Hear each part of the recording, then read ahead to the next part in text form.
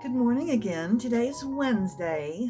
This is my second peaceful day at home this week. Today, I don't have to go anywhere all day long, all evening long, nowhere, which is my favorite kind of day. Sometimes on days like that, I get a desire to actually go somewhere. I'm like, oh, I don't have to go, but I want to. And I'll go to the thrift store or something. But I don't know. I think today I just want to stay home. So my plans today, yesterday, I added a lot to my rolag basket. And so I want to start spinning this up today. Not my whole morning, but just to get a start. And I think I'll be done carding rolags for now, although I know that that's not enough to get a big fat skein of yarn, but that'll be a good start. I've made myself a pot of tea. This is another thing. I like these little cups. Okay, it's a small cup, so your tea doesn't get cold. This is a nice size pot. I really hate, I think I've said this before, I hate this cozy. The structure of it, I designed how it's put together. It's a little complicated, but it works really well.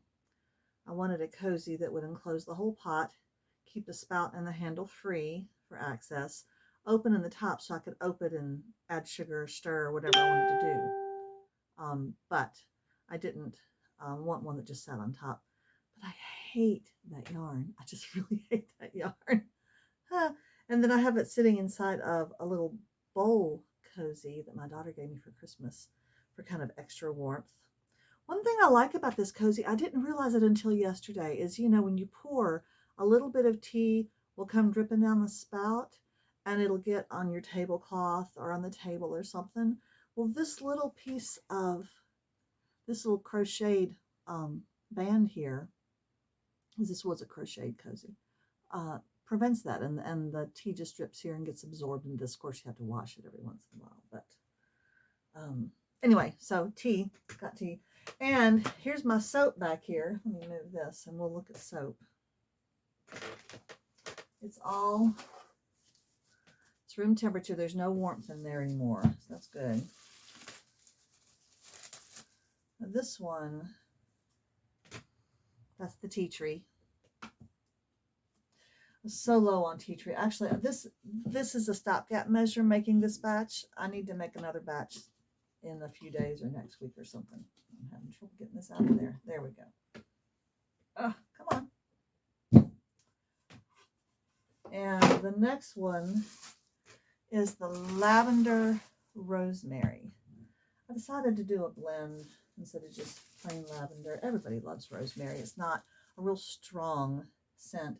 Lavender is floral. Rosemary is woody, but it's not overbearing. So let's see. They're just tricky to get out today. Yeah, when you do a blend, you smell it and you're like, that's complicated. My favorite blend is clove and lemon. You smell that and you're like, okay, that's bright and very woody, and that combination is great. This is the same way. You can tell there's lavender, but it's not just lavender. I like that a lot. And then the last one is another blend. This is lemongrass eucalyptus. I made this around Christmas time. I don't know what inspired me to put those two together. The soap recipe book that I have has a section in the back that lists all of the essential oils and lots of information about them, and tells what notes they have, top notes, middle notes, low notes, whatever, for scent, and tells what other essential oils they blend well with. And so that's very helpful. Now here is, see, this one got so full. There's going to be huge bars. People like that though. The people who don't want to pay too much money for homemade soap because they're like, I don't know if your soap's any good, they want the teeniest little bar they can get. But people who know they love soap and are used to artisan soaps, they love to get a big chunky bar. Yeah, see, that has that same, the lemongrass is a bright, kind of citrusy, not as citrusy as like orange or lemon or something, or citronella. I wonder if I could blend citronella with something. Ooh. Citronella and cedar wood. I wonder if that would be good. Anyway, the eucalyptus again gives it that woody tone. So yeah, I like that. A little boy came by my table. I had a couple of bars of this left from Christmas, and he smelled it and he went, "Ooh, I like that." But then I think he ended up buying peppermint, which is fine too. All right, so I'm going to get these out and cut them today and let them start to cure in the guest bedroom, and they'll be in there for weeks. All right. And I'm going to spin today. I'm going to paint a few cards today. I need to paint ones that were sold last week, so I need to paint sailboats for sure.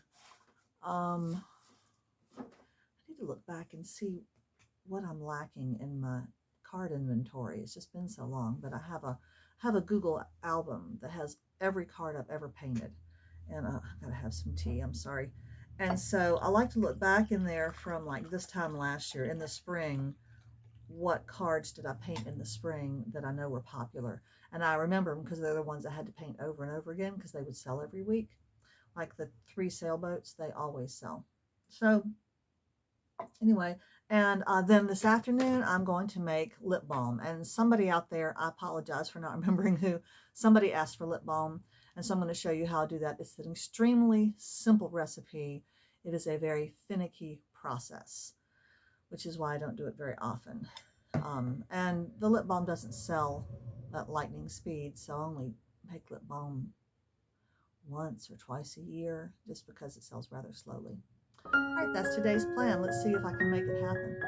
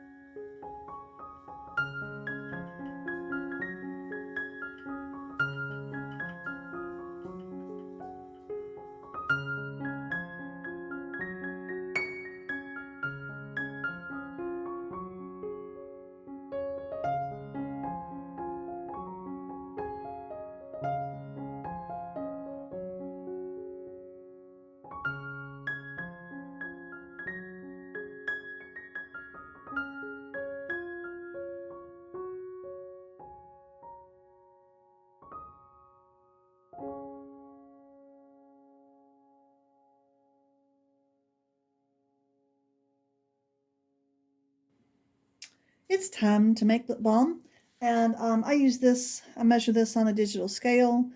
The only ingredients are beeswax, which I have some beautiful yellow beeswax here, uh, coconut oil, and then scent.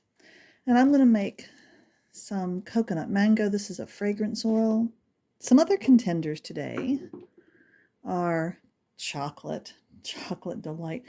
Kids love the coconut mango. The girls love the coconut mango, and they love the chocolate. Some of the ladies do too. Peppermint is a good choice. And this is lemongrass. It's also a good choice. It's just a nice lemon. So those are kind of scents that people like in their lip balm. It takes very, very little. People don't want heavy scent, and they just want a little bit. So I try to be really, really light with whatever kind of scented oil I put in there. Okay, so I'm going to weigh this little dab. This first bit is going to be coconut mango, and I'm going to do that in tubes, and I'll show that when we get there. This should be set on grams. Let's see how many grams we've got. I go ahead and cut the beeswax, and then I put twice as much coconut oil as beeswax, then I just figure that up. So that's 13 grams.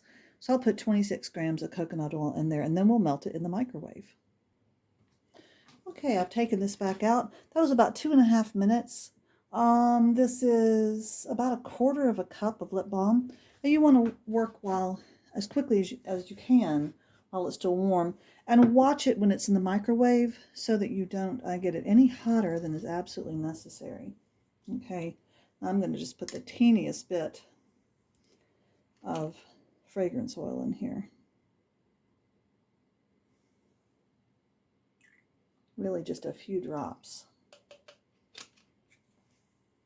Okay, and the thing that we're going to use, well, let me clean the spoon off and stir that in a bit. Now, everything that touches this is going to have beeswax on it, which can be a bit of a pain.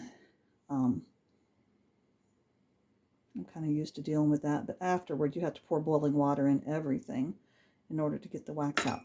So the best thing to dispense this into a lipstick, is this pipette. This was sent to me in a package with some other products. So let's go do that now. The sticker I used to show that it's coconut mango is a little heart. So I've got one little heart cap for some reason floating around. And I put warm water in this to try to get any old wax out. I used to try to pour these things with this Pyrex, and oh my goodness, that was so hard, and it was so messy, and I was so frustrated. And I've just been amazed that this pipette, even though it is a soft plastic so you can squeeze it, it's tough enough that it doesn't break or anything like that. You can get it right up to the top. You want to really fill it so that it's like a bubble on the top, because it'll have air bubbles in there that will rise to the top. It'll, as it hardens, it will cave in the top, and if you want it as full as possible, then you can even look at it from the side and see if you can get a little bit more in there. I really try, especially in these little sticks of lip balm instead of a tub, I really want to try to give my customer as much as possible, because they are, in the end, really very small. They do last a long time, but still. I give my customer the best value. And if for some reason your lip balm starts to harden over here or something, you can always stick it right back in the microwave and soften it again. Another reason I didn't make this for a long time was because we got rid of our microwave. We didn't want one in the kitchen. I've kind of forgotten when I got rid of my microwave. I wanted the counter space, the shelf space, and I'd forgotten that this was something that I do in my microwave. And it's really not something you want to have to do on the stovetop. You can, but it's just so finicky to have like a double boiler. Anyway, this is one of those labors of love that I do for my customers because they want them. I'm not particularly wild about making this, but Now, when I get down to the end, if I don't have enough to do one more stick or something, I've got tubs of lip balm all over the house. Let me see, I have one in the car, one in my purse, two in my bedroom, one on top of the piano, one in my studio. So if I ever have any lip balm left over when I make lip balm, I just put it in there. I don't know why they do that one in the corner. Uh-oh.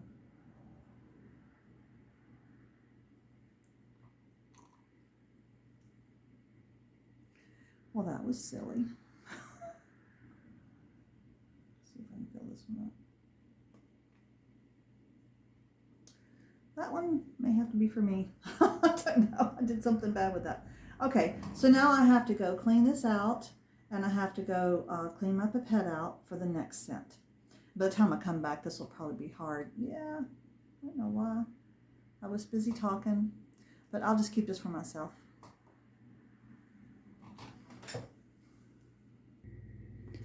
This time I'm going to do the chocolate flavor, chocolate scent. It's not a flavor, because we're not eating it, although some people do tend to eat their lip balm right off their lips. But I'm starting with 20 grams of beeswax, so I'll be adding 40 grams of coconut oil, which isn't really as much as you think. A gram weighs about a paper clip, so that's 44 already. Take some out of there. Okay, I've got my chocolate ready to go. Now I'm going to let this cool off first by doing some tubs, because I know I want some tubs in this. Not a lot, just a handful. I've put down a magazine under this. Make sure you put a surface under this that you don't mind it if it gets beeswax in it. So if you have a nice tablecloth or something like that that you don't want to get wax in, then make sure you put something else above it. Okay, let's go ahead and do some.